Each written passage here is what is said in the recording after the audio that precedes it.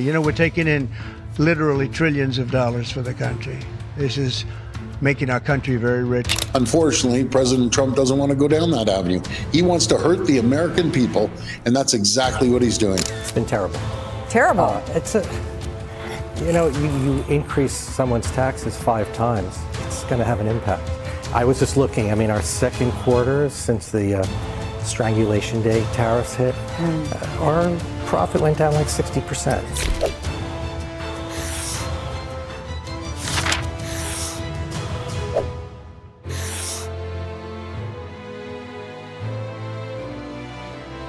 Behind the headlines, a quieter story may be unfolding, one that could shake the very idea of American industrial pride. Not everyone sees it yet, but whispers suggest that by 2025, a wave of U.S. giants, 3M, Rivian, GE Renewable Energy, John Deere, even Etsy, might be preparing or already testing the waters across the Canadian border. If these moves are real, they aren't accidents. They appear deliberate, coordinated, and symbolic. Production lines, research centers, and thousands of jobs quietly slipping away from the United States. It raises a haunting question. Is Canada quietly becoming the new landing ground for what used to be called the American dream? Or is Washington unknowingly dismantling its own house from within? Before we dive in, tap that like button. It tells YouTube this content matters. And if the opening shock felt unsettling, the case of 3M makes it even clearer. The industrial giant with more than 120 years of history did not appear to be leaving the U.S. out of choice, but rather because the weight of operating costs may have crossed a breaking point. In America, logistics expenses have been climbing to their highest levels in over 15 years. Rising fuel prices, a shortage of drivers, and heavy import tariffs all combine into pressures that even legacy corporations struggle to absorb. Key states like Ohio and Texas, once strongholds of affordable manufacturing, have reportedly seen operating costs jump by double digits in a single year. By contrast, Alberta has kept energy prices under control, offering transportation subsidies and access to fuel nearly a quarter cheaper than in the U.S. And with rail networks linking Vancouver's port directly into the American heartland, Canada starts to look less like an alternative and more like a fortress for companies searching for stability. If you've made it this far, consider subscribing. It's how we keep uncovering what others won't say. If 3M's shift looked like a legacy giant under pressure, Rivian's story suggests something different, a glimpse of the future quietly searching for a safer home. Instead of expanding in California, the company that many once called the next great hope of U.S. electric vehicles has been turning its eyes toward Vancouver. The reason, at least according to industry chatter, lies in policy. Washington's decision to impose a 50% tariff on imported battery materials in 2025 may have strangled an EV sector that was already fragile. Layered regulations, higher operating costs, and stricter limits on consumer tax credits created an environment where growth seemed more like a gamble than a guarantee. Meanwhile, Canada offered a striking contrast. Ottawa floated 10-year tax exemptions for green manufacturing and direct price reductions on EVs, effectively rewriting the playbook for how a young industry could scale. Against that backdrop, Rivian's choice to open its first international hub in Vancouver appeared less like a surprise and more like a symbol of a broader green migration away from the United States. If Rivian hinted at an exodus in green mobility, GE Renewable Energy's moves suggest the shift could extend into the very backbone of tomorrow's power grid. In the United States, renewable projects often face months, even years of debate, permitting delays and political deadlock. North of the border, Canada has been positioning wind and nuclear not merely as technologies, but as deliberate instruments of long-term economic planning. Reports indicate that GE Renewable Energy may have shifted 2 wind turbine manufacturing sites out of Illinois and into Saskatchewan in 2025, a move that could save the company tens of millions annually. The attraction lies not only in lower costs, but also in scale. Canada's open landscapes, supportive zoning policies, and expanding transmission infrastructure give companies the freedom to build at speeds the U.S. regulatory system often cannot match. Meanwhile, Ontario has advanced plans for a new wave of small modular reactors, with GE at the center of development. These SMRs are envisioned as compact, safe, and scalable units, capable of powering hundreds of thousands of homes while diversifying Canada's energy mix. Beyond electricity, the economic footprint is substantial. Thousands of jobs tied to construction, decades of employment tied to operations, and billions in long-term contributions to GDP. The broader implication is clear. If Canada succeeds in becoming a proving ground for advanced nuclear and large-scale renewables, the momentum of North America's clean energy transition may gradually tilt northward. And that raises a question no policymaker can easily ignore. If the engines of energy innovation turn more smoothly in Canada than in the US, could the continent's next wave of industrial leadership be written on Canadian soil? If energy signals where the future is heading, agriculture shows just how fragile the present has become. John Deere, the century-old emblem of American farm machinery, may now be confronting pressures that small and mid-sized farms can no longer absorb. A single harvester, already a daunting investment for family-run operations, has reportedly grown even more expensive under new tariff shocks, leaving budgets in tatters and forcing many farmers to delay or cancel upgrades altogether.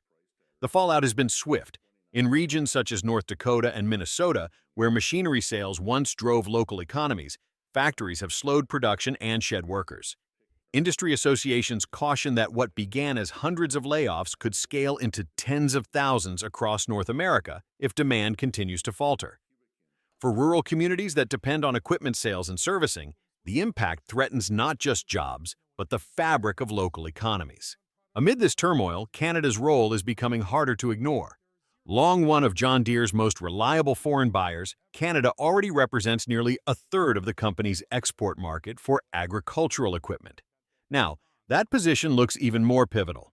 As American farmers scale back, Canadian buyers may effectively decide whether production lines remain viable. In other words, survival could hinge less on demand at home and more on maintaining strong ties with a neighbor willing to keep buying. This shift underscores a deeper reality. In today's strained environment, markets are not just customers, they can become lifelines. And Canada, by virtue of its purchasing power and proximity, is emerging as exactly that for one of America's most iconic industrial brands. If John Deere's struggles highlight the burden of tariffs in the physical economy, Etsy's story shows that even the digital frontier may not be safe. Once proudly headquartered in New York, the platform that gave millions of small creators a global audience has reportedly been weighing Ottawa as a new base of operations, a potential digital sanctuary in contrast to its original home. Much of the pressure comes from shifting rules in the United States. Stricter content laws have compelled marketplaces to remove items deemed controversial, sparking debates over how far regulation should extend into personal expression. For a brand built on diversity and originality, these restrictions raise uncomfortable questions about whether its identity can remain intact. Add to that the elimination of the de minimis threshold, making it more expensive for small parcels to cross borders, and the maze of delivered duty-paid requirements that complicate every transaction, and the U.S. environment starts to feel less like a launch pad and more like an obstacle course. Canada, meanwhile, appears to be shaping an alternative narrative. Ottawa has proposed digital tax holidays lasting up to 5 years, reduced compliance costs, and even flexible pilot programs for e-commerce platforms that want to test new models. Perhaps more importantly, its relatively hands-off approach to content oversight sends a signal that innovation and expression can coexist without being micromanaged by regulation. For Etsy, the implications could be significant.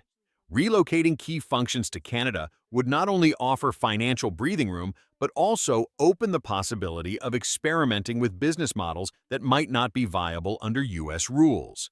In this sense, Canada is positioning itself not just as a cheaper location, but as a potential laboratory for creative freedom, a place where digital economies can scale without constantly bracing for policy whiplash. By the time these stories are lined up side by side, a larger pattern begins to take shape. Canada does not simply wait for the fallout of American policy, it actively uses each disruption as an opportunity to redefine itself as a destination for industries that crave certainty. Instead of reacting piecemeal, Ottawa appears to be orchestrating a comprehensive repositioning of the country's economic identity. At the core of this shift lies a deliberate mix of incentives and structural reforms. Energy subsidies, long-term tax exemptions for clean technology, and favorable frameworks for e-commerce are only part of the package. Canada has also invested heavily in streamlining regulatory pathways, speeding up approvals for infrastructure projects and removing layers of red tape that often stall similar initiatives south of the border. Cities like Ottawa and Vancouver, along with provinces such as Saskatchewan and Alberta, now function as interconnected magnets in a nationwide investment strategy. Equally important, the approach goes beyond numbers on a balance sheet. Business associations and provincial governments are working to align education systems with industry demand, creating pipelines of skilled workers through expanded co-op programs and vocational training. Initiatives to attract international talent and promote inclusive workplaces further signal that Canada is not just open for business.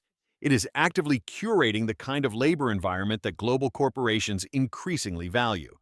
Taken together, these elements give the impression of a country rolling out a red carpet that is not symbolic but tangible, stretching across multiple provinces and sectors.